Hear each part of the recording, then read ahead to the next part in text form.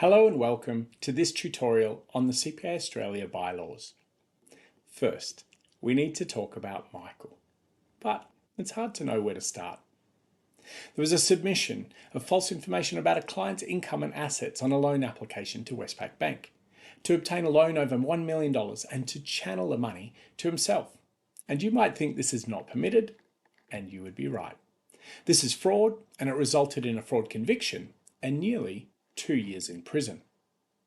Despite having this conviction, Michael failed to tell the Tax Practitioners Board about this and made a false declaration when he renewed his registration.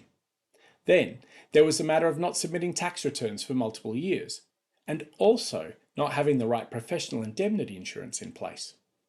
It's hard to know where to start in terms of determining the breaches of ethical and legal responsibilities here. As a result, Michael had his TPB registration terminated and he was slapped with a 5-year ban. So how would the CPA Australia disciplinary procedures apply in this situation? So we need to turn to the Constitution and bylaws.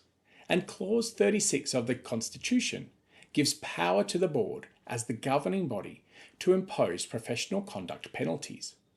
These include forfeiture of membership, suspension of membership, fines, and reprimands. Part 5 of the CPA Australia bylaws then outlines the process and steps you follow for evaluating whether a penalty applies. And it starts with a complaint. This can be made by anyone, including members of the public, a member of CPA Australia, or the General Manager of Professional Conduct of CPA Australia. And in Michael's situation, we have an adverse event because he was found guilty of an offence, and involvement in an adverse event may lead to disciplinary action.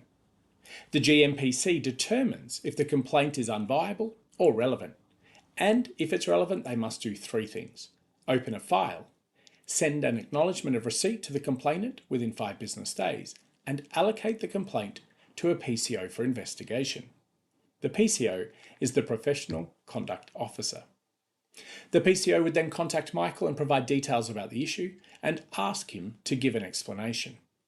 The PCO would then complete the investigation and report to the GMPC, who makes a recommendation to the CEO of CPA Australia, outlining if the member has a case to answer. The CEO then makes a decision, and if there is a case to answer, the complaint is referred to the disciplinary tribunal. A one-person tribunal can apply in some situations, but it's not appropriate here. Michael, the member, would then be informed, and the GMPC refers the case to the ICM, the Investigation Case Manager.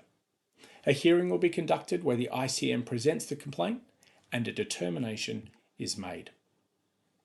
So on the 19th of April 2023, the Disciplinary Tribunal of CPA Australia found Michael Unicombe had breached Article 39 of the Constitution in relation to his guilty plea related to the breach of the Crimes Act 1900.